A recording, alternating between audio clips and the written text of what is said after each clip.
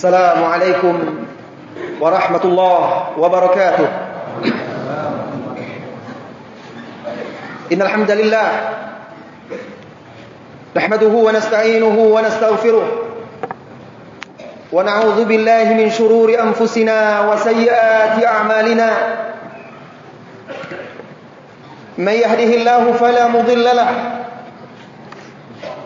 wa may yudlil fala hadiya lahu. أشهد أن لا إله إلا الله وحده لا شريك له وأشهد أن محمدا عبده ورسوله صلى الله عليه وعلى آله وأصحابه ومن سار على نهجه وتمسك بسنته إلى يوم الدين وسلم تسليما كثيرا.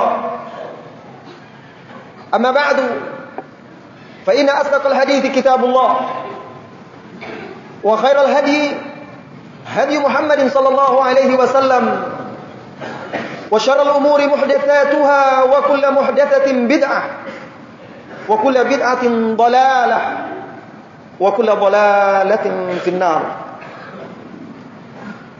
Saudara-saudari kaum muslimin dan muslimat yang semoga senantiasa dirahmati dan diberkahi oleh Allah Subhanahu wa taala. Alhamdulillah, hanya kepadanya lah kita bersyukur, memuja, memuji dan menyanjungnya pada malam yang insyaallah taala diberkahi ini kita berkumpul kembali, bertemu kembali di salah satu taman surga, duduk bersama untuk mendalami ilmu syar'i, mendekatkan diri kepada Allah Subhanahu wa taala. Mudah-mudahan Allah Azza wa Jalla menjadikan kita semua termasuk orang-orang yang baik perkataan maupun perbuatannya. Baik perkataan lisan maupun perkataan hatinya. Istiqamah perbuatan hati dan perbuatan badannya. Serta semoga Allah Subhanahu wa taala menjauhkan kita dari kesalahan dan ketergelinciran dalam perkataan maupun perbuatan. Saudara-saudari kaum muslimin dan muslimat yang semoga senantiasa dirahmati dan diberkahi oleh Allah Azza wa Jalla.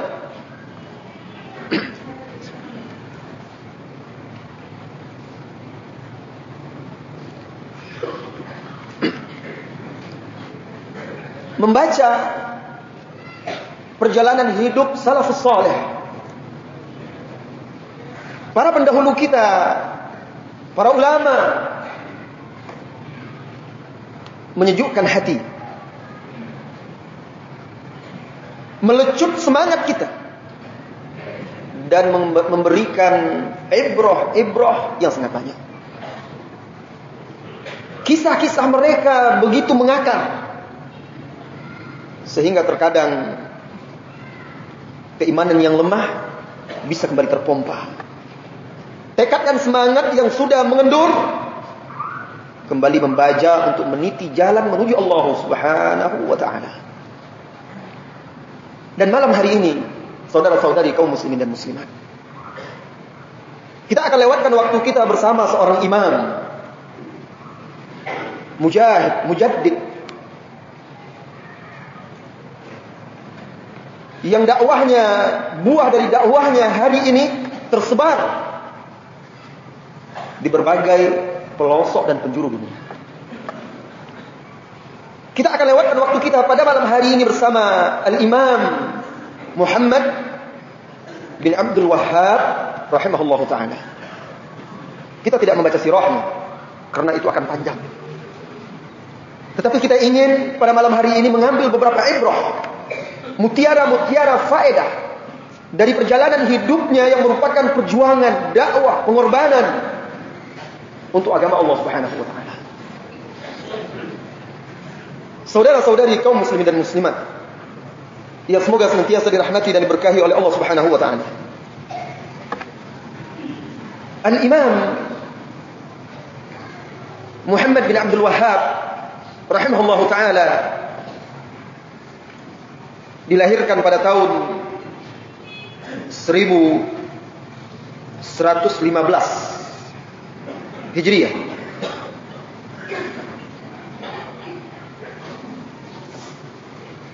Dan wafat pada tahun 1206 Hijriah. Beliau juga dikenal dengan sebutan Imamud Da'wah dalam makna yang khusus. Karena Imamud Da'wah yang sebenarnya adalah Nabi kita Muhammad sallallahu alaihi wasallam. Ketika disebut oleh orang misalnya Imamud Da'wah, maksudnya dakwah di abad itu, di abad ke-12 Hijriah. Di saat jazirah Arab dan sekitarnya dipenuhi oleh kejumutan, fanatisme, syirik, bid'ah, dan berbagai macam bentuk kemungkaran-kemungkaran. Dan imam ini rahimahullahu ta'ala menjadikan hidupnya untuk agama Allah subhanahu wa ta'ala. Mulai semenjak dia mengenal ilmu syar'i. Ketika itu beliau yang termasuk salah seorang yang dianugerahkan oleh Allah subhanahu wa ta'ala al-ilman nafi', ilmu yang bermanfaat, memulai perjalanannya dalam menuntut ilmu dan dakwah dari negeri, di kampung halamannya. Maka beliau belajar dari ulama-ulama yang ada di sana. Beliau timba, beliau ambil ilmu itu langsung dari mulut-mulut para ulama. Tidak cukup beliau mengadakan rihlah, perjalanan untuk menuntut ilmu ke Mekah, lalu berguru dan mengambil ilmu dari ulama-ulama Mekah, kemudian berpindah lagi ke Madinah, berguru di sana, ke Basrah, dan seterusnya, sampai akhirnya beliau kembali lagi ke Ahsa, lalu menimba ilmu dari ulama-ulama di sana. Setelah itu mulailah beliau menapaki jalan dakwah. Setelah beliau merasa ilmu bekal untuk dakwah itu cukup, mulai beliau menapaki jalan dakwah. Ini saudara-saudari kaum muslimin dan muslimat, ibrah pertama dari kehidupan beliau, bahwa beliau benar-benar menyiapkan dirinya untuk dakwah yang berat itu. Dengan apa? Dengan menuntut ilmu, membekali dirinya dengan ilmu, berjuang untuk menguasai ilmu-ilmu syar'i tersebut. Dan ini ma'ruf, ilmu beliau tidak diragukan lagi, dikenal oleh para ulama-ulama di masa itu. Silakan baca biografinya, pujian-pujian dan sanjungan ulama dari berbagai penjuru negeri ketika itu. Nah, yang penting di sini saudara-saudariku, sebuah kaidah penting yang kita ambil, ini ibrah pertama dalam kehidupan beliau yang kita ambil dan kita petik, yaitu pentingnya ilmu dalam berdakwah. Beliau menjadikan kaidah, pondasi di mana beliau membangun menegakkan dakwahnya itu, yaitu ilmu syar'i. Sehingga beliau melakukan safar dari satu kota ke kota berikutnya, menemui para ulama-ulama di sana, berguru, menimba ilmu. Kenapa? Karena dakwah saudara-saudariku, apabila kosong dari ilmu, hanya dibekali oleh semangat yang menggebu-gebu, kekuatan zahir, tetapi kosong dan hampa dari ilmu, atau dangkal pemahaman dan penguasaan ilmu syar'i, maka akan muncul sikap tindak tanduk yang tidak terpuji. Sehingga seringkali perbuatan orang-orang yang memiliki semangat besar untuk berdakwah ini, keinginan yang baik tetapi tidak punya ilmu ini, malah perbuatan-perbuatan dia menjadi batu sandungan di jalan dakwah. Ada yang akhirnya rumah tangga berantakan, tercerai-berai, karena tidak memahami bagaimana ilmu dalam berdakwah, tidak memiliki bekal. Fitnah-fitnah yang muncul di tengah masyarakat karena sikap perbuatan tidak tanduk yang tidak dilandasi oleh ilmu syar'i. Oleh karena itu para ulama ahlul ilmi menjelaskan di dalam kitab-kitab mereka, di dalam ceramah, kajian-kajian mereka, bahwa ilmu itu qabla dakwah, sebelum dakwah. Dan kita tahu Allah Subhanahu wa taala berfirman di dalam surah Muhammad, "Fa'lam annahu la ilaha illallah wastaghfir li dzambik." Di sini Allah Subhanahu wa taala mulai dengan fa'lam, ilmui, miliki ilmu tentang la ilaha illallah. Tidak ada ilah, sesuatu yang berhak untuk diibadati dengan hak melainkan Allah. Kemudian baru Allah katakan istaghfir li dzambik. Allah mulai dengan ilmu sebelum perkataan dan perbuatan. Dakwah adalah perkataan dan perbuatan. Maka wajib memulai dalam menapak jalan dakwah itu dengan tahsilul ilmi, dengan mempelajari dan menguasai ilmu. Jadi saudara-saudari kaum muslimin dan muslimat, ilmu adalah kaidah pondasi di atas tegaknya dakwah salafiyah. Di masa itu saudara-saudariku, ketika Syekh Al-Imam Al-Mujaddid Muhammad bin Abdul Wahhab rahimahullahu taala memulai dakwahnya di Jazirah Arab secara umum, banyak para ulama apalagi masyarakat awam dikekang oleh kejumutan, taklid, fanatisme, sehingga ilmu yang ma'ruf ketika itu hanya ilmu fiqh ala fiqh tafaqquh di atas mazhab tertentu. Adapun ilmu hadis, ilmu tafsir, tauhid tidak begitu tersebar, dan jarang ada ulama-ulama yang membicarakan ilmu-ilmu tersebut menurut manhaj salafus saleh. Tampil Syekh Muhammad bin Abdul Wahhab rahimahullahu taala, mulailah beliau kembali membangkitkan ilmu-ilmu tersebut. Beliau belajar, beliau ajarkan, beliau berbicara, dan beliau menulis ilmu tafsir, tafsir dan ilmu-ilmunya, hadis dan ilmu-ilmunya, fiqh, tauhid, akidah. Maka kita dapatkan saudara-saudari kaum muslimin dan muslimat, hampir di setiap cabang ilmu tersebut Al-Imam Muhammad bin Abdul Wahhab rahimahullahu taala punya peranan, punya karya-karya ilmiah yang bermanfaat dan berguna. Begitu juga murid-muridnya. Maka beliau menyebarkan ilmu salafus saleh di tengah mujtama' yang ketika itu dikekang dan dibelenggu oleh kejahilan dan kejemutan. Saudara-saudari kaum muslimin dan muslimat, jadi berdakwah dengan ilmu akan menimbulkan pengaruh-pengaruh positif yang mengakar di tengah masyarakat, dibandingkan dakwah yang hanya mengedepankan mawa'iz lalu menyampingkan taksil al-ilmu, yang mengedepankan semangat yahir atau kekuatan dan jumlah yang banyak. Karena ilmu itu dalam dakwah salaf, ilmu itu lebih dahulu masuk ke manusia, menembus manusia sebelum kekuatan dan daulah mereka masuk kepada manusia. Lihat Rasulullah SAW bagaimana berdakwah. Beliau mulai dengan mengajarkan ilmu tauhid itu hingga mengakar di dalam hati dan jiwa para sahabat ketika itu. Sehingga sahabat tersebut, masyarakat yang pertama, masyarakat Islam pertama tersebut menjadi masyarakat yang kokoh, kuat, dan siap berjuang, berkorban apapun untuk agama Allah Subhanahu wa taala. Saudara-saudari kaum muslimin dan muslimat yang dirahmati oleh Allah Subhanahu wa taala.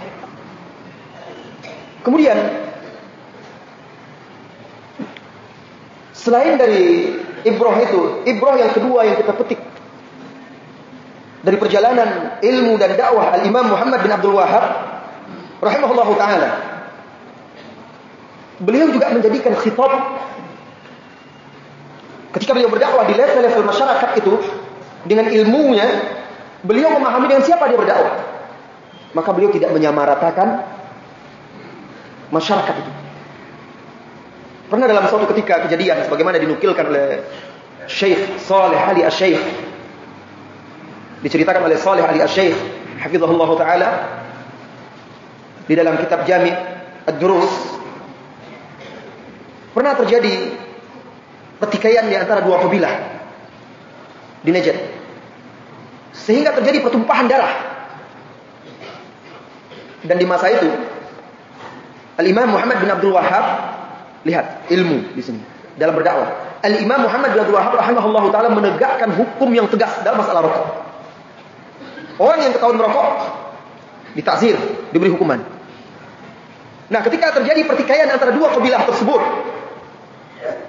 akhirnya mereka mengirim utusan, setiap kabilah mengirim utusan menemui Al-Imam Muhammad bin Abdul Wahhab untuk meminta solusi. Apa jalan keluar agar tidak terjadi atau pertumpahan darah ini bisa dihentikan? Maka Al-Imam Muhammad bin Abdul Wahhab rahimahullahu taala menyarankan agar beliau menjadi juru damai di antara kedua belah pihak, lalu disepakatilah berkumpul di sebuah tempat di sebuah masjid. Maka waktu yang telah ditentukan tiba. Syekh datang bersama murid-muridnya. Mereka pun datang. Dan ada tetua kabilah itu ketika itu datang berkumpul, dan datang waktu salat berjamaah mereka salat. Salah seorang tetua kabilah tersebut, pemimpin kabilah itu, merokok. Jadi ketika sholat jatuh alat penghisap rokok tersebut dari kantongnya. Setelah selesai sholat, semua duduk di masjid. Ketika itu dia langsung hidupkan rokok dan dia merokok di masjid. Melihat itu al-imam langsung iltafat, memalingkan wajahnya. Murid-murid syekh melihat itu dan mengingkari itu. Loh, ini orang ini di masjid merokok lagi. Lantas murid-muridnya berkata, ya syekh, wahai syekh, ini orang ini merokok, bagaimana? Syekh menjawab, saya tidak melihatnya. Syekh tidak mau lihat. Ma ra'ayna, walakin nahnu ra'ayna, kata murid. Kami lihat dia merokok. Nah, ana ma ra'ayna, nahnu ma ra'ayna. Kami tidak lihat. Syekh memalingkan wajah. Ketika muridnya ngotot, apa kata Syekh? Perhatikan hikmah ilmu dalam berdakwah. Syekh katakan, orang ini sudah mau menerima gencatan senjata. Sudah mau menerima haqnud dima, menghentikan pertumpahan darah. Nah, jadi itu lebih besar maslahat yang dikedepankan di sini daripada sekedar melarang orang merokok. Padahal beliau dalam kondisi lain menegakkan hukum yang tegas. Orang yang merokok itu ditangkap dan dihukum. Tapi kali ini tidak. Kenapa? Karena di sana ada maslahat yang lebih besar, haqnud dima, menghentikan pertumpahan darah, dan orang ini sudah setuju. Nanti kalau gara-gara hanya karena rokok terjadi keributan lagi. Terjadi pertumpahan darah.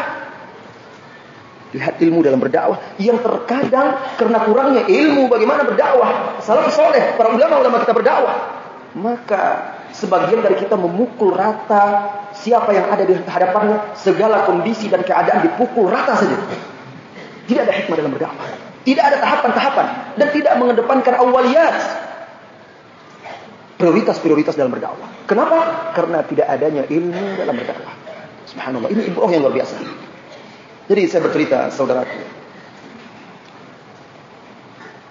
Pernah terjadi salah seorang yang alhamdulillah Allah beri dia hidayah untuk duduk menuntut ilmu. Tetapi masih baru. Muncul semangat. Biasanya penuntut ilmu, orang yang baru mengenal dakwah ini, semangatnya berapi-api. Nah, dia sudah tahu musik haram, nyanyian haram. Suatu ketika dia dengar di rumah sebelahnya, rumah mertuanya, musiknya keras. Panas hatinya. Ya, siapa yang tidak panas terhadap kemungkaran? Itu menunjukkan keimanan. Tetapi keimanan dia ketika itu tidak diiringi oleh ilmu. Bagaimana bersikap. Lantas datang, langsung dicabut semua kabel-kabel itu, cabut semuanya, angkat, sembunyikan. Terjadi keributan. Ini mungkar, harus diingkari.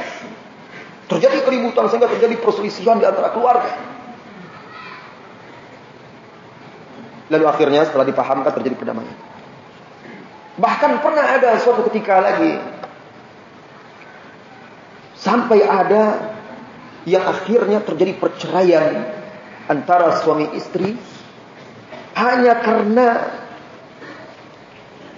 berdakwah berbekal semangat belaka dan tidak bercermin kepada dakwah para ulama. Lalu ingin seketika itu juga keluarganya berubah. Kan kamu lihat bagaimana dahulu para nabi berdakwah di tengah keluarga mereka. Tidak dia lihat bagaimana Nabi Nuh alaihissalam, berapa lama dia berdakwah, 950 tahun, anaknya tidak juga beriman. Bahkan di saat-saat genting ketika air sudah mulai menenggelamkan bumi ketika itu, masih dipanggilnya dengan lembut. Dipanggilnya dengan lembut.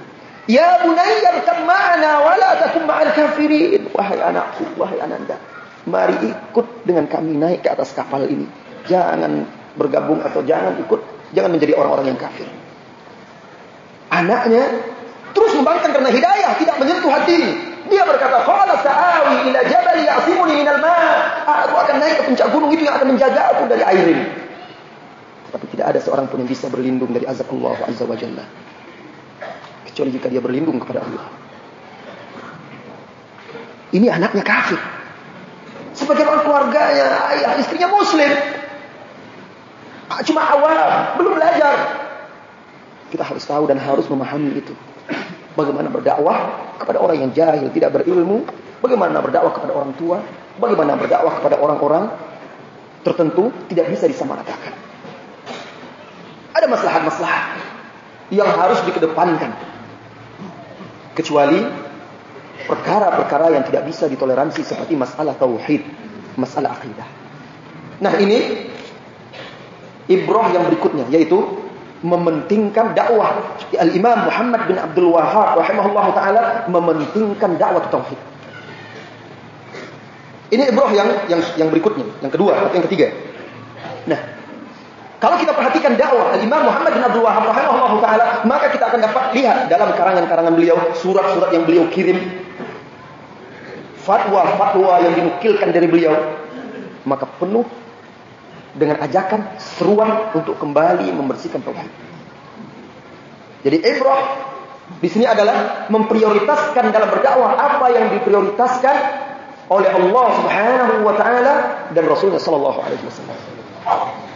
Kita bisa kembali kepada kisah tadi. Seperti kisah orang yang merokok tadi yang tidak diingkari oleh al-imam karena ada yang lebih penting daripada itu. Nah, dalam masalah tauhid itu tidak boleh ada tawar-menawar. Dan dakwah yang dimulai dengan tauhid itu dakwah yang bisa mengakar di masyarakat dan di jiwa manusia, karena dia adalah dakwah fitrah. Dan hanya dakwah itu yang bisa menyatukan manusia sesuai dengan namanya tauhid. Oleh karena itu dakwah al-imam berhasil. Sebagaimana juga dakwah ulama-ulama sebelumnya yang memulai dengan tauhid berhasil.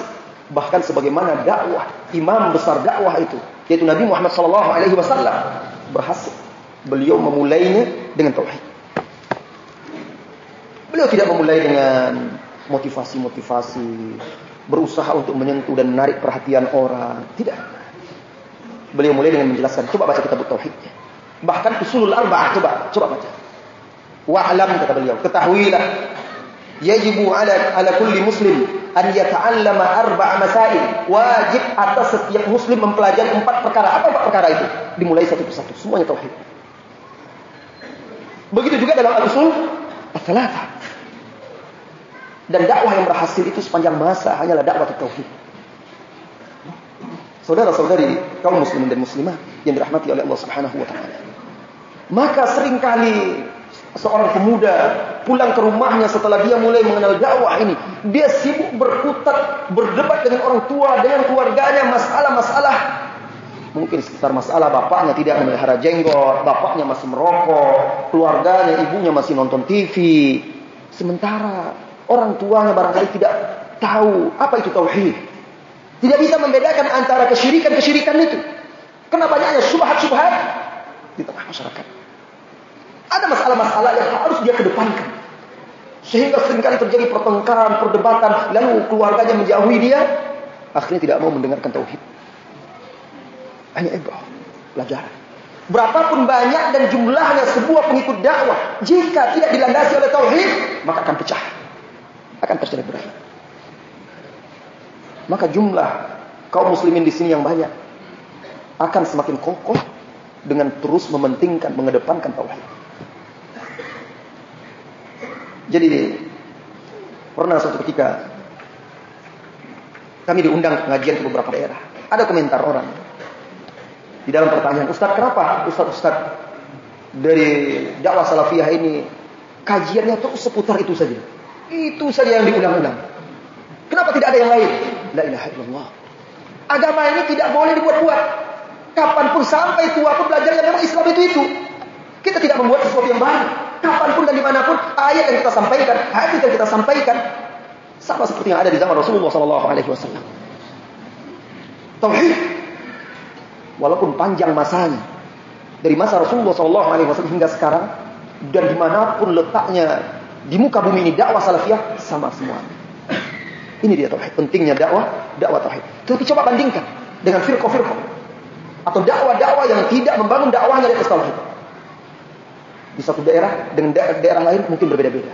Karena adanya kepentingan-kepentingan yang akhirnya membuat mereka itu buta atau terpecah belah. Saudara-saudari kaum muslimin dan muslimat yang dirahmati oleh Allah Subhanahu wa taala. Jadi kesimpulannya pada ibrah kali ini, ibrah yang kedua atau ketiga ini, aula al-awwaliyat dalam dakwah, prioritas utama dalam dakwah adalah tauhid. Kemudian setelah itu lanjutkan lagi. Nah, termasuk mengedepankan perkara-perkara yang didahulukan, dipentingkan dalam berdakwah, menunda sebagian masalah, bukan tidak menjelaskannya, menunda sebagian masalah untuk maslahat agar bisa menyampaikan masalah yang lebih besar dan lebih penting. Ini kaidah. Dari mana kita bisa simpulkan? Nabi kita Muhammad SAW, beliau pernah berkata kepada ibunda kita Ummul Mukminin Aisyah radhiyallahu anha, "Laula anna qaumaka hadithu ahdin bisyirk." Kalaulah bukan karena kaummu baru saja meninggalkan kesyirikan,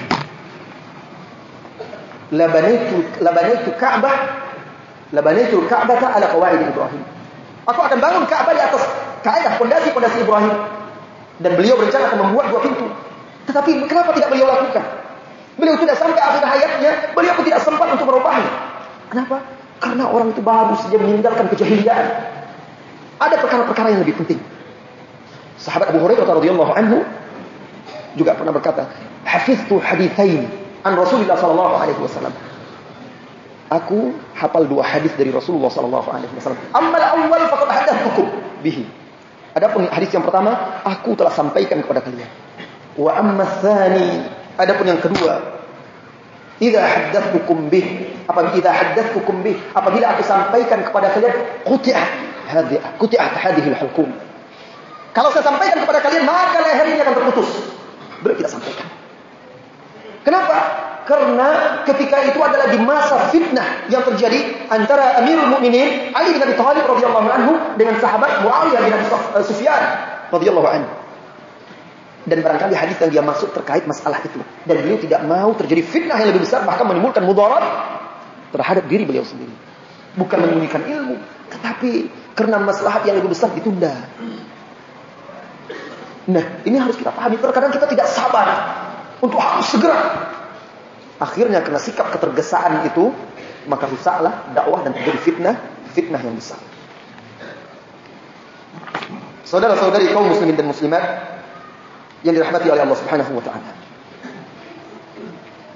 Ibrah keempat dari perjalanan ilmu dan dakwah beliau, Al-Imam Muhammad bin Abdul Wahhab rahimahullahu taala dalam dakwah sama sekali tidak menginginkan kepemimpinan.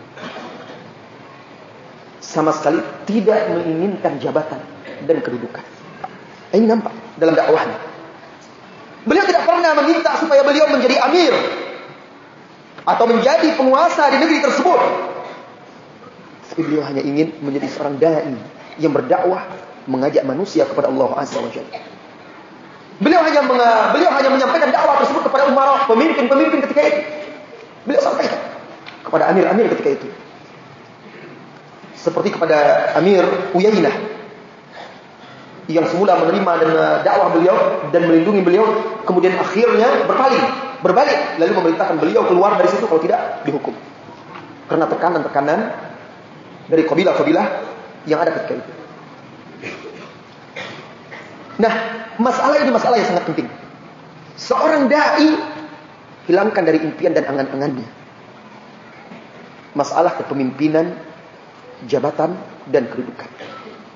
Bersihkan hati, harapkan semata pahala di sisi Allah Subhanahu wa taala. Terjadi perpecahan di berbagai tempat. Terkadang juga di sebagian kalangan dakwah salafiyah, terkadang hanya karena masalah yang satu ditunjuk jadi pemimpin, yang satu tidak lagi, ini itu dan segala macam. Bahkan jangan tanya lagi kalau dalam dakwah firqah, kelompok-kelompok yang di luar dakwah salafiyah saling berebut untuk menjadi pemimpin dalam kelompok-kelompok tersebut. Adapun Imam Muhammad bin Abdul Wahhab tidak. Dan ini masalah yang sangat penting yang harus dipahami. Bahkan ketika dakwah Al-Imam Muhammad bin Abdul Wahhab sampai ke Mekah, ketika dakwah tersebut pasukan memasuki kota Mekah, ada sebuah kitab yang bagus ditulis oleh Syekh Saleh Sindi hafizahullah taala. Dalam masalah ini beliau mentahqiq kitab yang menceritakan tentang dialog antara imam dakwah dengan ulama-ulama Mekah ketika pasukan dakwah ini masuk dan melakukan kota Mekah. Nah, ketika sampai di sana, apa yang dilakukan oleh imam? Imam ketika itu, Imam Muhammad bin Abdul Wahhab tidak memerintahkan agar amir Mekah itu diganti. Tidak. Beliau masuk Kemudian beliau temui para ulama, undang para ulama, lalu beliau sampaikan dakwah, terjadi dialog, munakasyah, sampai akhirnya para ulama mengakui, ulama-ulama Mekah, bahwa dakwah yang beliau bawa adalah hak. Selesai itu, bahkan beliau tulis, beliau buat fatwa, keputusan bahwa Amir Makkah yang sebelumnya tetap menjadi Amir. Yang ketika itu Amirnya adalah Syarif Ghazi. Sama sekali tidak diturunkan dari jabatan. Dan sama sekali beliau tidak menginginkan, walaupun sudah dikuasainya Mekah ketika itu. Tidak. Dan begitulah para ulama. Mereka tidak tergiur oleh dunia. Karena bagi para ulama-ulama kita dahulu itu, dunia itu laksana bangkai. Yang berebut terhadap bangkai itu hanya hewan-hewan yang keji. Imam Syafi'i mengibaratkan dunia itu seperti bangkai, jifah. Kalau Anda melihat bangkai, lihatlah siapa yang memperebutkan bangkai. Hewan-hewan yang kotor dan keji. Tetapi orang-orang yang memiliki cita-cita dan tekad yang tinggi, yang menginginkan apa yang ada di sisi Allah Subhanahu wa taala di surga, dia tidak akan bertikai, tidak akan berebut oleh bangkai itu. Ini penting untuk dipahami oleh kita yang ingin mengembangkan dakwah salafiyah. Jadi dakwah salafiyah sama sekali tujuannya bukanlah untuk jabatan, bukan untuk kedudukan, bukan untuk kepemimpinan. Berbeda dengan dakwah-dakwah yang lain yang berusaha untuk merebut tampuk pimpinan. Tidak, dakwah salafiyah seperti yang diajarkan oleh Rasulullah SAW ditawarkan kepada beliau untuk menjadi pemimpin ketika itu di Mekah. Tapi beliau tolak. Karena bukan itu tugas dan tujuan beliau. Saudara-saudari kaum muslimin dan muslimat, tatkala beliau berdakwah dengan ikhlas dan tulus, Syekh Muhammad bin Abdul Wahhab rahimahullah taala, dan tidak menginginkan kepemimpinan, beliau menjadi pemimpin. Allah Subhanahu wa taala berfirman, "Wa ja'alna minhum a'immatan yahduna bi amrina lamma sabaru." Dan kami jadikan di antara mereka itu a'immah, pemimpin-pemimpin. Yahduna bi amrina, yang membimbing, mengajak, menunjuki manusia dengan perintah kami tatkala mereka bersabar. Tatkala dia tidak menginginkan dunia dari dakwahnya itu, Allah angkat dia, Allah tinggikan mereka menjadi pemimpin-pemimpin, bukan hanya pemimpin agama, bahkan dalam urusan-urusan dunia menjadi marja, menjadi rujukan. Baca coba baca sirah biografi Al-Imam Abdul Aziz bin Baz rahimahullahu taala. Beliau bukan hanya marja dalam masalah agama, macam segala urusan dunia orang pun meminta nasihat kepada beliau. Masalah sampai-sampai dalam biografi itu masalah gotong royong, masalah memperbaiki saluran air di kampung, segala macam datang kepada beliau, dan beliau pun ikut memberikan sumbangsihnya, ikut bekerja sama beliau menyediakan air dan segala macam walaupun beliau buta. Jadi akhirnya para ulama-ulama tersebut Allah jadikan pemimpin, bukan hanya pemimpin agama, bahkan juga menjadi pemimpin dan rujukan manusia dalam kehidupan dunia. Penguasa-penguasa dunia itu juga meminta nasihat-nasihat, fatwa-fatwa dari para ulama. Maka saudara-saudari, luruskan niat kita, bersihkan hati kita dalam menapaki jalan dakwah ini. Jangan inginkan dunia dari situ, tetapi niatkan betul-betul mengharapkan pahala dari Allah Azza wa Jalla semata, ampunan dan keridhaannya. Jadi itu menjadi ciri khas dakwah salafiyah. Dakwah salafiyah bukan dakwah yang menginginkan kedudukan, kepemimpinan. Maka dakwah salafiyah sepanjang masa senantiasa dakwah yang aman dan tidak membuat penguasa terancam. Bahkan dakwah salafiyah lah yang mendukung pemimpin-pemimpin kaum muslimin dan mengajak kaum muslimin untuk setia kepada pemimpin-pemimpin mereka sebagaimana yang diajarkan oleh Rasulullah sallallahu alaihi wasallam. Ibrah berikutnya, saudara-saudari kaum muslimin dan muslimat, dari perjalanan ilmu dan dakwah beliau, yaitu tahdidul hadfi. Hidup ini saudara-saudariku harus memiliki tujuan. Orang kalau dia berjalan di jalanan itu tidak tahu kemana yang dituju, biasanya apa? Biasanya orang stres. Tidak tahu kemana yang dia tuju, berjalan ke sana kemari, kemana kaki membawanya melangkah. Tapi orang yang berakal itu, kemana dia pergi di dalam hidup ini, kemana dia melangkah, dia punya tujuan yang jelas. Dia tentukan apa tujuan dia. Begitu juga dalam dakwah. Menentukan tujuan itu akan membantu kita istiqomah dan terus berusaha untuk mencapainya. Jadi Al-Imam Muhammad bin Abdul Wahhab rahimahullah ta'ala dalam dakwahnya, ketika dia mulai berdakwah, menapuki jalan dakwah tersebut, beliau menjadikan dakwah yang dibela oleh Daulah Saudi ketika itu tegak di atas 3 poros. Jadi terfokus, tahdidu, memfokuskan tujuan. Ketika itu dakwah beliau berpusat kepada 3 perkara. Yang pertama, tahqiqu syahadati an la ilaha illallah wa anna Muhammadar Rasulullah. Yang pertama, beliau berusaha untuk bisa mewujudkan di dalam kehidupan mujtama' kaum muslimin ketika itu wujud nyata dan syahadat la ilaha illallah dan Muhammad Rasulullah. Apa wujudnya? Tauhid, hilangnya kesyirikan dan mutaba'ah kepada Rasulullah sallallahu alaihi wasallam. Juga beliau memfokuskan ketika itu selain daripada ingin mewujudkan 2 kalimat syahadat tersebut dalam kehidupan, juga tahkimus syara'. Beliau berusaha mewujudkan itu agar masyarakat berhukum kepada kepada syariat Allah Azza wa Jalla. Ini hadaf dakwah beliau yang pertama, fokus dalam masalah itu. Kemudian terkis dakwah beliau yang kedua, rahimahullah taala,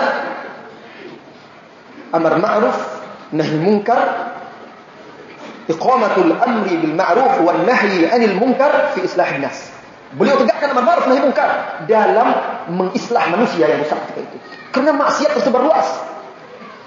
Maka beliau beramar ma'ruf nahi munkar dengan berani dan tidak takut siapapun di jalan Allah Subhanahu wa taala. Beliau terusir dari kampung halamannya. Beliau diancam, diteror dan lain sebagainya. Tapi beliau tetap beramar ma'ruf nahi munkar. Terkis. Yang pertama, tahqiqus syahadati an la ilaha illallah wa anna Muhammadar Rasulullah wa tahkim syara'. Yang kedua, terkis dakwah beliau amar ma'ruf nahi munkar. Dan yang ketiga, beliau menjalin hubungan dengan wilayah syar'iyyah. Beliau menjalin hubungan, menjalin dan mengeratkan hubungan dakwah beliau dengan pemimpin syar'iyyah yang sah ketika itu, yaitu a'immatud daulah as-Saudiyah. Dan begitu turun-temurun. Begitu juga semestinya dakwah itu bukan hanya kepada masyarakat. Maka barang siapa di antara kita yang punya kemampuan untuk berdakwah kepada pemimpin-pemimpin kita dengan cara yang baik, berdakwah, sampaikan al-haq itu, sampaikan kebenaran, sampaikan tauhid itu, ajak mereka untuk mentahqiq, mewujudkan syahadat la ilaha illallah Muhammad Rasulullah, ajak mereka untuk membela agama Allah Subhanahu wa taala ini. Rasulullah sallallahu alaihi wasallam ketika berdakwah, begitu juga beliau sampaikan dakwah itu kepada pemimpin-pemimpin ketika itu. Lihat sahabat Mus'ab bin Umair juga dan yang lain-lainnya. Oleh karena itu Al-Imam Muhammad bin Abdul Wahhab rahimahullah taala pergi dari satu tempat ke tempat lain menawarkan dakwahnya itu kepada pemimpin-pemimpin yang ada ketika itu. Karena kalau pemimpin itu baik lalu membela, dakwah itu akan semakin kuat. Dan itu bukan sesuatu yang mustahil bagi kita juga sekarang. Maka saudara-saudari kaum muslimin dan muslimat, barang siapa yang memiliki kemampuan itu ilmu dalam berdakwah, kemampuan untuk mendakwahi para pemimpin dengan cara yang baik, dengan hikmah, sesuai dengan kedudukan dia sebagai pemimpin, berdakwah. Begitu a'immatus salaf dahulu. Mereka datang menasihati para pemimpin. Nah, 3 poros dakwah beliau ini menjadi hadaf tujuan utama dalam dakwah beliau, sehingga yang pertama beliau berhasil, yang kedua amar ma'ruf nahi munkar tegak. Lihatlah sekarang buah dari dakwah itu. Dakwah tauhid tersebar hampir ke seluruh penjuru dunia. Dan lihat amar ma'ruf nahi munkar, tidak ada yang paling bersemangat dan istiqomah untuk amar ma'ruf nahi munkar dengan cara yang benar tentunya kecuali atba'ud dakwah as-salafiyah. Begitu juga tidak ada dakwah yang selalu berusaha tulus ikhlas menasihati pemimpin kecuali juga atba'ud dakwah as-salafiyah. Nah, ini harus diteladani. Saudara-saudari kaum muslimin dan muslimat yang dirahmati oleh Allah Subhanahu wa taala. Ibrah lain dari perjalanan ilmu dan dakwah Al-Imam Muhammad bin Abdul Wahhab rahimahullah taala, yaitu hikmah dalam berdakwah. Bagaimana hikmah dalam berdakwah di dalam dakwah beliau?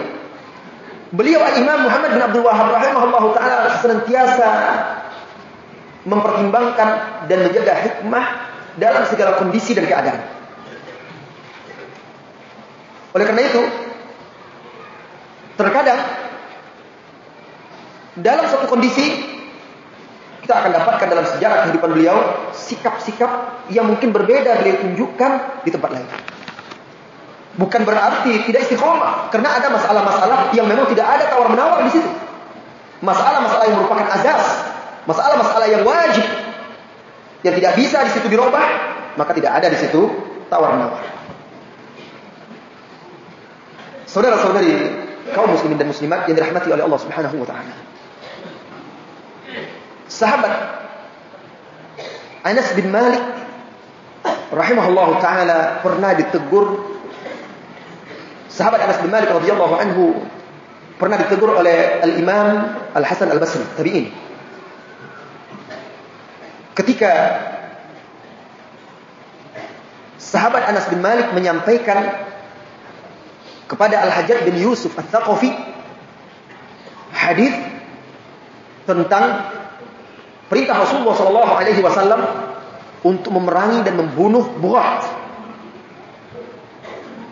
orang-orang yang membelot kepada pemimpin.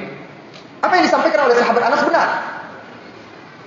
Hanya saja karena beliau menyampaikan kepada Al-Hajjaj yang terkenal Saffah, banyak menumpahkan darah kaum muslimin dan tidak membedakan antara satu orang dengan yang lainnya, bahkan hanya karena syubhat saja dia bunuh, walaupun orang itu belum terbukti sebagai pemberontak.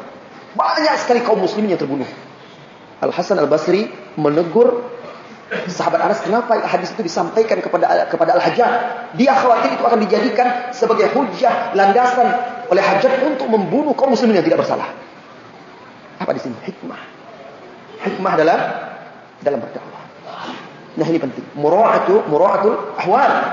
Jadi berbeda-beda dalam setiap kondisi. Nah, Al-Imam Muhammad bin Abdul Wahhab rahimahullahu taala menjaga dan memperhatikan masalah ini. Hikmah dalam berdakwah. Ini sangat penting. Jadi, saudara-saudari kaum muslimin dan muslimat yang semoga senantiasa dirahmati dan diberkahi oleh Allah Subhanahu wa taala. Pernah dalam suatu ketika salah seorang dari kaum muslimin yang Allah Subhanahu wa taala memberikan kepada dia hidayah untuk menempuh jalan dakwah ini, tetapi belum cukup bekal, lalu tidak sabar, akhirnya suatu ketika sampai dia menganggap orang tuanya yang jahil itu sebagai kafir. Jadi orang tuanya ini karena ketidaktahuannya ikut-ikut acara berzanji. Orang yang tidak tahu itu sesuatu yang memasyarakat di tengah masyarakat kita. Lalu akhirnya dia pahami bahwa di kitab berzanji itu ada tawassul dengan makhluk kepada Allah Subhanahu wa taala. Maka atas dasar itu langsung dia memvonis orang tuanya tersebut, dan dia katakan ketika itu kepada saudara-saudara dia yang mengadu kepada kami ketika itu bahwa ayahnya itu hanya berhak untuk mendapat bakti duniawi saja karena dia telah melakukan syirkul akbar. Sementara dia belum mendakwahkan kepada orang tuanya, menyampaikan perkara tersebut kecuali dengan berdebat dan memvonis. Sampai akhirnya terjadi fitnah di tengah masyarakat di kampungnya, dan menganggap anak muda ini mengikuti kajian-kajian yang menyesatkan karena mengkafirkan kaum muslimin dengan mudah begitu saja. Kenapa? Karena tidak hikmah dalam berdakwah. Yang lebih lagi ada ketika itu, saudara-saudari kaum muslimin dan muslimat. Seorang wanita ketika dia mendengar keterangan bahwa orang yang tidak sholat itu kafir, keluar dari agama Allah Subhanahu wa taala, lalu dia bertanya kepada salah seorang ustaz ketika itu, dan ustaz itu tentu menjawab sesuai dengan pertanyaan. Bagaimana hukumnya kalau suami tidak sholat? Tidak sholat kafir. Kalau orang kafir berarti tidak boleh berhubungan dengannya. Apa yang terjadi? Langsung dia tidak mau lagi melayani suaminya tanpa dia lihat kafir yang bagaimana, atau orang yang tidak sholat yang bagaimana yang dimaksud kafir, irtadda atau murtad keluar dari agama Allah Subhanahu wa taala itu. Sehingga sampai akhirnya suatu malam, wanita yang malang ini semoga Allah Subhanahu wa taala menunjukinya, sibuk menelpon, ustaz, saya tolong suami saya pakai pisau menggedor-gedor kamar. Ada apa ini? Tolong ustaz, dia pakai pisau. Ketika kami datang ke sana, suaminya marah-marah. Oh, ini guru istri saya rupanya, yang membuat istri saya tidak mau lagi melayani saya ya. Rupanya itu alasan dia. Tidak hikmah. Dan dia tidak memahami masalah itu dengan benar. Padahal suaminya masih sholat, cuma kadang-kadang tidak sholat. Kadang-kadang sholatnya bolong. Nah, yang dimaksud al-ahdu alladzi bainana wa bainahum tarkus shalah wa man tarakaha faqad kafar. Perjanjian antara kita dengan mereka itu adalah salat. Barang siapa yang meninggalkannya kafir. Itu memang tidak salat. Kalau dia meninggalkan salat malas-malas dan masih ada melakukan salat, kata Syekh Muhammad bin Shalih Al-Utsaimin, itu belum bisa disebut meninggalkan salat secara mutlak. Karena dia masih melakukan salat. Tapi kalau memang dia tidak melakukan salat, mungkin hanya Jumat saja atau hari raya saja, itu jelas dia meninggalkan ibadah salat fardu. Tapi kalau dia masih kadang sholat, kadang terlambat sholat di luar waktu, tapi dia masih menegakkan sholat itu, ini orang-orang yang terancam dosa besar, orang-orang yang berdosa besar. Diajak, didakwahi dengan hikmah, dengan lembut, diberikan pemahaman yang benar, diraih dan direngkuh tangannya untuk meniti jalannya. Ini contoh-contoh real yang terjadi di medan dakwah yang menyebabkan banyak terjadi fitnah-fitnah. Karena tidak hikmahnya dalam berdakwah. Saudara-saudari kaum muslimin dan muslimat yang semoga senantiasa dirahmati dan diberkahi oleh Allah Subhanahu wa taala. Ibrah lain yang kita ambil dalam perjalanan dakwah beliau, Al-Imam Muhammad bin Abdul Wahhab rahimahullahu taala memanfaatkan sarana dan prasarana yang ada ketika itu untuk dakwah. Apa yang bisa bermanfaat, tidak bertentangan dengan agama, dengan syar'i, beliau gunakan untuk dakwah itu. Contohnya, beliau mengirim surat-surat, berdakwah dengan menulis surat-surat murasalah. Dengan ulama-ulama di berbagai negeri, dengan pemimpin-pemimpin, dia kirim, balas-membalas surat. Ini menunjukkan beliau memanfaatkan fasilitas sarana prasarana yang ada, wasilah, wasail. Selama tidak bertentangan dengan agama, beliau manfaatkan untuk dakwah. Dan itu penting. Dan ini tentunya berbeda dari satu masa ke masa lain. Maka di masa sekarang juga fasilitas, sarana, kemajuan teknologi yang bisa dimanfaatkan untuk dakwah, tidak bertentangan dengan agama dan tidak menimbulkan mudarat yang lebih besar, maka kuasai. Manfaatkan itu untuk menyebarkan dakwah tauhid. Ini harus dipahami. Oleh karena itu, ada perkara-perkara dalam manhaj dakwah yang memang tauqifiyah. Dan ada pula perkara-perkara yang bisa dimanfaatkan sesuai dengan perkembangan zaman. Bahkan sebenarnya dakwah dengan surat menyurat itu adalah sunnah juga. Kenapa? Karena Rasulullah SAW juga mengirimkan surat-surat kepada siapa? Kepada raja-raja, penguasa-penguasa ketika itu. Seperti kepada Kisra, juga kepada Herakl, kepada Muqawqis, Azimu Mesir, penguasa Mesir. Beliau kirim sahabat-sahabat membawa surat beliau, mengajak mereka kepada Islam. Manfaatkan apa yang kita bisa manfaatkan untuk dakwah. Di zaman sekarang bisa. Seperti memanfaatkan handphone itu untuk mengirim pesan-pesan dakwah, nasihat, pengumuman-pengumuman dakwah, CD-CD, kaset, buku-buku. Jangan hanya malah menyibukkan diri saja dengan teknologi itu sehingga melalaikan dan tidak menggunakannya untuk sesuatu yang bermanfaat. Seperti banyak fitnah yang melanda anak-anak muda di dalam dakwah sekarang. Sudah sibuk dengan Facebook itu. Sibuk semuanya status-status yang aneh-aneh, kadang bercengkrama, laki-laki perempuan saling bergonta-ganti status, bergurau-gurau di situ. Ngakunya juga dakwah salafiyah. Nah, ini sering kita tegur. Manfaatkan itu untuk kebaikan. Kalau ternyata toh fasilitas sarana tersebut malah menimbulkan mudarat yang lebih besar kepada individu-individu tertentu, kepada kita, dan itu kita tahu itu, maka tinggalkan, hindari, pilih wasilah dakwah yang berguna dan tidak menimbulkan mudarat. Sebagian orang dia bisa berdakwah melalui handphone. Sebagian orang handphone malah bisa menjadi fitnah bagi dia. Maka hindari. Sebagian orang bisa menggunakan fasilitas CD-CD dan video-video itu untuk dakwah. Sebagian orang lagi tidak. Maka tentu ini tidak sama dari satu orang kepada yang lainnya. Intinya, salah satu ibrah yang bisa kita petik dari perjalanan ilmu dan dakwah beliau, bahwa beliau Syekh Muhammad bin Abdul Wahhab rahimahullahu taala memanfaatkan fasilitas sarana yang bisa digunakan ketika itu untuk berdakwah. Contohnya dengan mengirim surat. Nah, tidak ada salahnya. Misalnya kita berdakwah mengirim surat kepada pemimpin, sampaikan dakwah tersebut dengan cara hikmah. Mudah-mudahan sampai. Misalnya dari salah seorang ustaz kita membuat surat, kemudian sampaikan ke sana, orang yang bisa menyampaikannya punya link, jalur, sampaikan, dibaca oleh dia. Mudah-mudahan 1-2 kata, 1-2 ayat dan hadis yang ada di sana bisa membuka pintu hatinya untuk menerima dakwah yang hak tersebut, sehingga membuat dakwah di negeri kita ini semakin kokoh. Saudara-saudari kaum muslimin dan muslimat yang semoga senantiasa dirahmati dan diberkahi oleh Allah Subhanahu wa taala.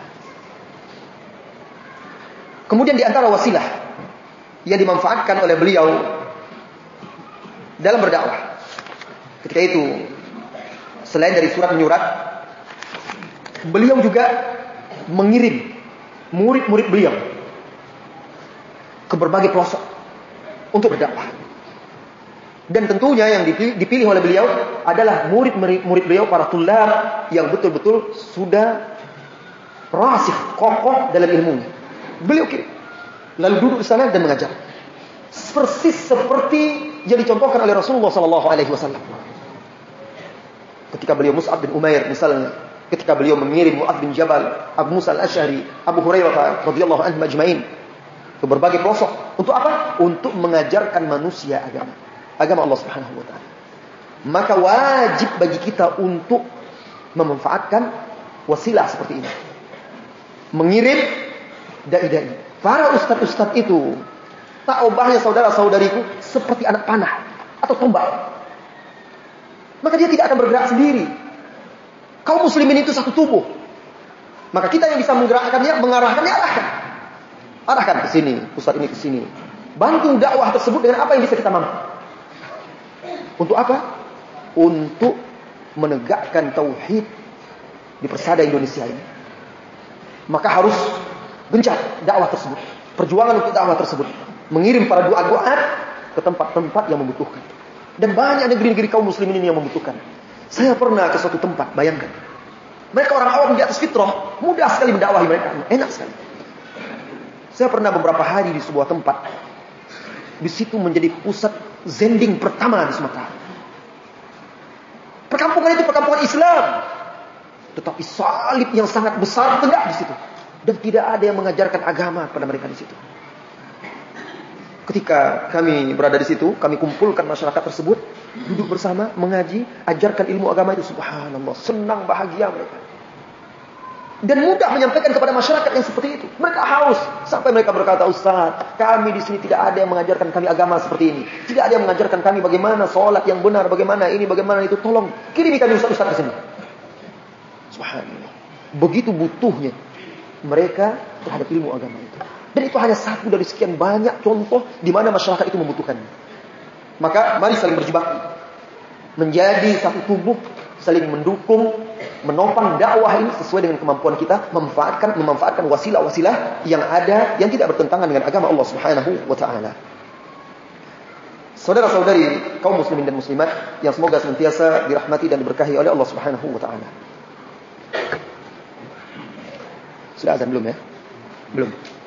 Kemudian Al-Imam Muhammad bin Abdul Wahhab rahimahullahu taala, di antara wasilah yang beliau gunakan untuk berdakwah yaitu mubahathah wal munaqashah. Berdiskusi dan berdialog dengan para ulama. Bukan berdebat. Karena berdebat itu sangat dibenci oleh Nabi kita Muhammad sallallahu alaihi wasallam. Dan juga para ulama-ulama a'immatus salaf menasihatkan murid-muridnya untuk meninggalkan jidal. Tetapi munaqashah ilmiah, mubahathah ilmiah yang bertujuan memang untuk mencari kebenaran, menegakkan kebenaran, itu terkadang dibutuhkan. Maka tidak ada salahnya orang-orang yang berilmu di antara kita yang mampu berkunjung kepada tokoh-tokoh, ulama-ulama, kemudian berdiskusi dengan cara yang baik, dengan cara yang lembut, menghormati dan menghargai dia. Mudah-mudahan terbuka pintu hatinya untuk menerima dakwah. Terkadang orang yang kita anggap fanatik, orang yang kita kira tertutup dan tidak mau menerima dakwah itu, ternyata setelah berdiskusi dan berdialog, terbuka pintu hatinya. Baru dia menyadari, karena dia selama ini belum tahu hakikat dakwah itu. Nah ini penting. Munaqashah, mubahathah ilmiah dengan tokoh-tokoh, para ulama, semua ajak. Tanyakan masalah-masalah, lalu ajak berdiskusi dengan cara yang baik. Mudah-mudahan itu menjadi masukan bagi mereka, bahan pemikiran, perenungan, lalu akhirnya bisa membuat sebagian yang keliru itu rujuk kepada Allah. Jangan langsung menutup diri. Oh, dia itu bukan ahli sunnah wal jamaah. Oh, dia itu langsung begini. Lalu kita langsung menutup diri dan tidak berusaha untuk menyampaikan kebenaran kepada mereka. Kecuali kalau kita ada tanda-tanda indikasi Ghalabatul dzan yang membuat kita yakin bahwa tidak akan berguna kita berdialog dan berdiskusi atau menyampaikan kebenaran kepada dia.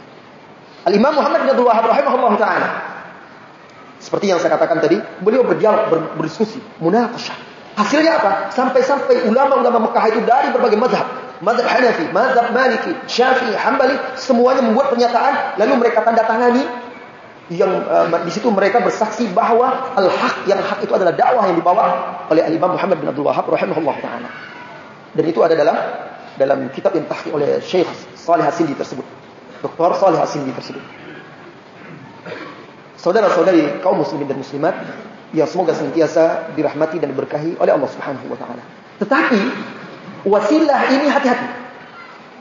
Tidak semua orang bisa, dan bukan semua orang yang menisbatkan kepada ilmu cakap untuk melakukan ini. Ada salah seorang pemuda,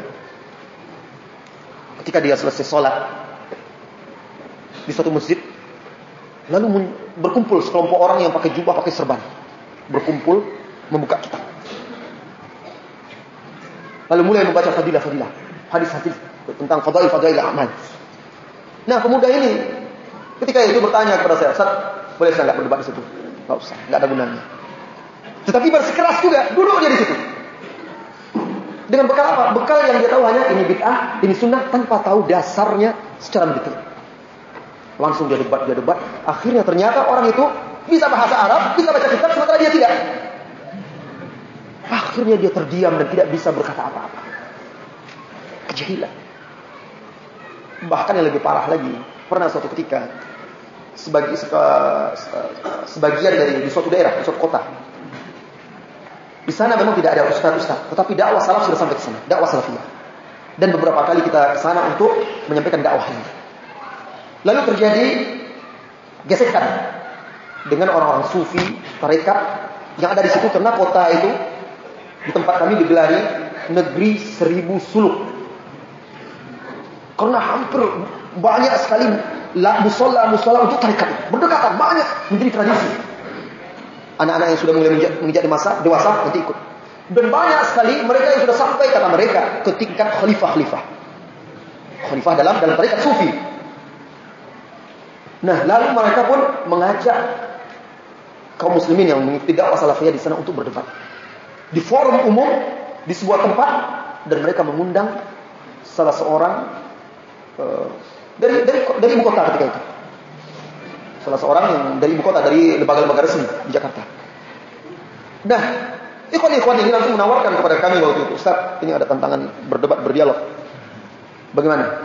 Ini harus kita ladeni agar mereka tahu dakwah salafiyah ini." Dia tawarkan kepada saya ketika itu, saya tolak, tidak ada gunanya itu. Apalagi mereka yang membuat ini hanya akan menjebak antum-antum di sana.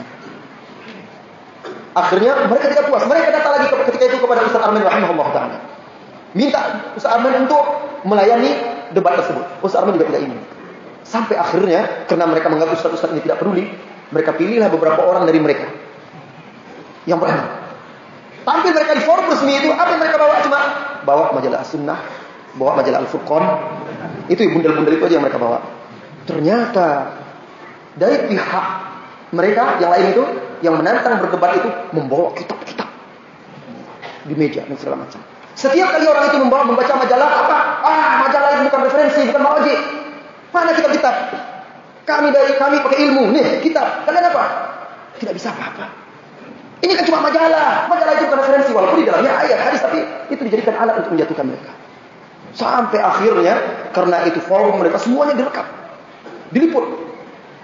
Nah, ketika itu CD-nya dicetak, dan ketika terjadi dialog yang kaum muslimin, ikhwan-ikhwan, saudara-saudari kita ini unggul, itu dipotong, di-cut, ditampilkan hanya sisi-sisi yang membuat mereka lemah, dan disebarkan di masyarakat. Habis. Kenapa? Karena bukan orang yang ahli. Bukan setiap orang itu pantas untuk bermunaqashah, berdialog dan berdebat. Hati-hati. Nah, alhamdulillah akhirnya sekarang kembali kita rintis dakwah di daerah itu. Dan terakhir alhamdulillah saya dapat kesempatan untuk diundang untuk daurah tabligh akbar ketika itu di masjid terbesar di tempat itu, di negeri 1000 suluk itu. Alhamdulillah mereka mau mendengar walaupun tidak semuanya. Dan insyaallah bulan Juli ini kembali akan diadakan daurah lagi di sana, Mudah-mudahan itu bisa semakin menguatkan dakwah di tempat tersebut. Jadi saudara-saudari kaum muslimin dan muslimat, perjalanan dakwah dan ilmu Al-Imam Muhammad bin Abdul Wahhab itu perlu dibaca. Ini hanya segelintir. Bahkan perjalanan hidup para imam-imam dan ulama-ulama kita dalam berdakwah. Dari masa ke masa, termasuk ulama-ulama mutaakhirin yang masih hidup bersama kita. Lihat hikmah mereka dalam berdakwah. Lihat hikmah mereka dalam berdakwah. Saya teringat ketika salah seorang syekh datang ke Riau. Beliau langsung minta kepada kami untuk dipertemukan dengan gubernur. Usahakan saya bisa bertemu dengan gubernur. Kenapa? Karena kalau kita berada menjadi tamu di sini. Kalau kita bisa berdakwah kepada pemimpin-pemimpin itu alangkah baiknya. Dipertemukan. Dan gubernur itu sangat senang sekali bertemu dengan ulama Madinah itu. Senang sekali. Dan alhamdulillah banyak manfaat-manfaat dan faedah-faedah di situ. Lihat bagaimana mereka memanfaatkan wasail untuk berdakwah itu. Akhlak mereka, perjalanan hidup mereka tersebut adalah taburan mutiara-mutiara yang jika kita membacanya sejuk hati kita, lalu kita aplikasikan dalam kehidupan kita, insya Allah akan membuat kita semakin istiqomah, semakin lurus, dan berhasil untuk menggapai cita-cita dakwah tersebut. Saudara-saudari kaum muslimin dan muslimat yang semoga senantiasa dirahmati dan diberkahi oleh Allah Subhanahu wa taala. Kemudian dakwah Al-Imam Muhammad bin Abdul Wahhab rahimahullahu taala, sekalipun terfokus dan terpusat kepada dakwah tauhid, beliau tidak menyampingkan perkara-perkara lain. Oleh karena itu di masa beliau itu seluruh cabang-cabang ulum syariah berkembang pesat. Maka lihatlah anak-anak beliau, murid beliau dikenal sebagai ulama dalam tafsir, ulama dalam hadis, ulama dalam fikih yang menjadi marji. Maka sekalipun kita mementingkan dakwah tauhid, maka kita juga tidak menyampingkan, menganaktirikan ilmu-ilmu syar'i yang lainnya. Karena dakwah Rasulullah SAW, at-tasfiyah, wat-tarbiyah, itu dalam segala aspek. Dalam masalah akidah, ditasfiyah, dibersihkan akidah, pemahaman kaum muslimin dari kesyirikan-kesyirikan. Lalu ditarbiyah masyarakat itu dengan akidah yang sudah bersih dan murni. Dalam masalah ibadah, dibersihkan ibadah itu dari bid'ah-bid'ah, dari khurafat-khurafat, dari perkara-perkara yang muhdath, yang baru, yang tidak ada di zaman Rasulullah SAW. Lalu tarbiyah masyarakat itu dengan perkara-perkara yang sudah ditasfiyah tersebut. Di dalam muamalah, begitu juga. Di dalam muamalah beliau berusaha untuk mewujudkan tadi tahkim syariah dalam muamalah. Maka mari kita tasfiyah muamalah. Mulai dari diri kita muamalah bersama manusia dan dalam hal-hal lainnya, tasfiyah akhlak kita. Kemudian wujudkan tasfiyah, hasil dari tasfiyah itu dalam kehidupan kita. Nah, dengan itulah yang membuat dakwah Syekh Muhammad bin Abdul Wahhab dalam waktu yang singkat membuahkan hasil. Sebagaimana dahulu dakwah Rasulullah SAW hanya dalam masa tidak sampai 30 tahun, maka seluruh jazirah Arab ketika itu sudah memeluk agama Islam. Dan tauhid tersebar sampai ke Habasyah. Begitu buah dari dakwah yang betul-betul meneladani dakwah Rasulullah SAW. Sudah azan? Udah ya? Baik, saudara-saudari kaum muslimin dan muslimat, insyaallah setelah azan nanti kita lanjutkan dengan tanya jawab. Silakan siapkan pertanyaan-pertanyaan dan pertanyaan bebas, baik seputar masalah ini atau masalah-masalah lainnya. Kita istirahat sejenak sambil menunggu dikumandangkan azan. Allahu a'lam bishawab.